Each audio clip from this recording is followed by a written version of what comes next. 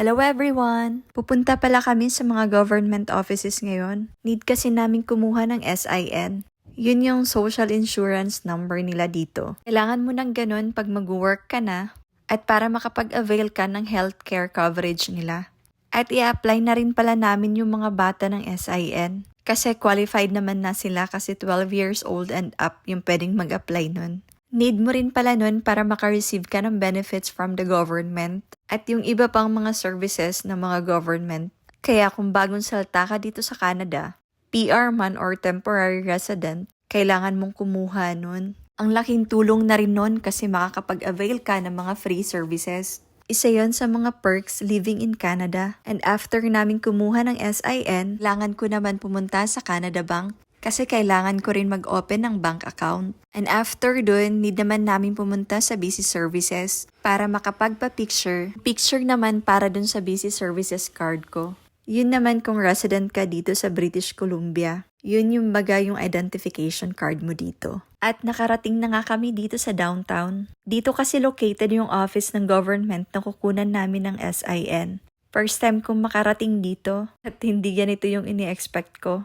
Kasi nung sinabi ni Jeric na pupunta kami ng downtown, iniisip ko yung matataas na buildings and then maraming tao.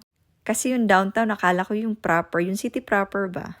Kahit nga yung Calbayog, di ba? Liit na city pero ang daming tao, ang daming tindahan. Pero dito kung mapapansin nyo, ang tahitahimik. Tapos wala masyadong tao sa streets. Na-miss ko tuloy yung mga street foods at saka yung ingay ng mga sasakyan. Talagang mag-a-adjust ka dito kasi iba talaga yung Canada. Ewan ko lang sa ibang downtown. So far kasi ito pa lang yung narating ko. Pag gumawi kami ng downtown ng Vancouver or Burnaby, papakita ko rin sa inyo. Para makita nyo rin yung difference. Naglakad pala kami kasi malayo yung parking dyan. At gaya ng sabi ko, hindi ko naman makukunan ng video yung loob ng office. Bali sa labas lang, ayan yung office nila.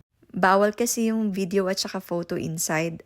Mabilis lang naman kami kasi mabilis lang yung service nila. Parang 10 minutes lang makakuha ka na ng SIN. Need mo lang i-present yung ID mo. And then yung proof ng status mo dito sa Canada. May konting tanong lang. Lahat naman personal question. At bibigyan ka na ng SIN. After, inaaya pa ako ni Jerry pumunta dun sa Value Village. Yung ukayan naman yun para sa mga matatanda or sa mga grown-ups. Pero sabi ko sa kanya next time na lang. Hindi ko kasi feel yung vibe ngayon dyan. Parang nakakalungkot. Kaya sabi ko sa kanya umuwi na lang muna kami. At next day na lang yung open ng bank account. At yung sa picture para sa BC card.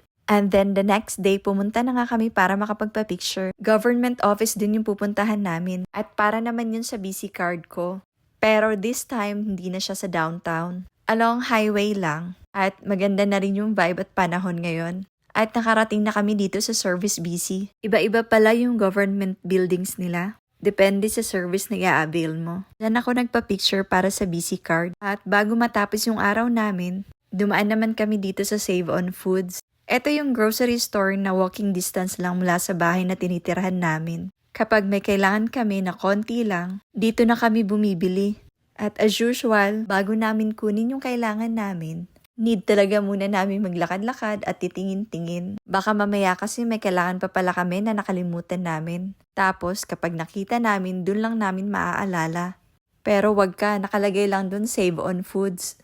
Pero pag kinumpare mo yung mga prices, mas mahal dito kesa sa Superstore at saka sa Walmart.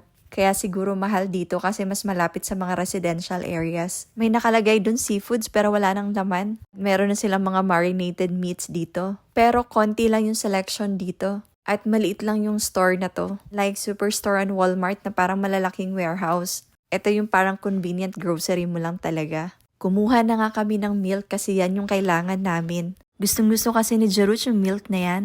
Parang ginagawa na nga niyang tubig. Kasi yung ganyang kalaki, 2 araw lang ata niyang kinukonsume yan. At may in-explain na naman si Jeric dyan. Kapag kasi may bago sa paningin ko, in-explain niya. At natapos na nga kami. Nagawa na namin lahat na mga kailangan namin gawin at nakadaan na rin kami ng grocery. That's it for my video guys. Thank you again sa mga nagtsatsagang manood at nag-aabang sa Canada life namin. God bless us all. Thank you so much for watching.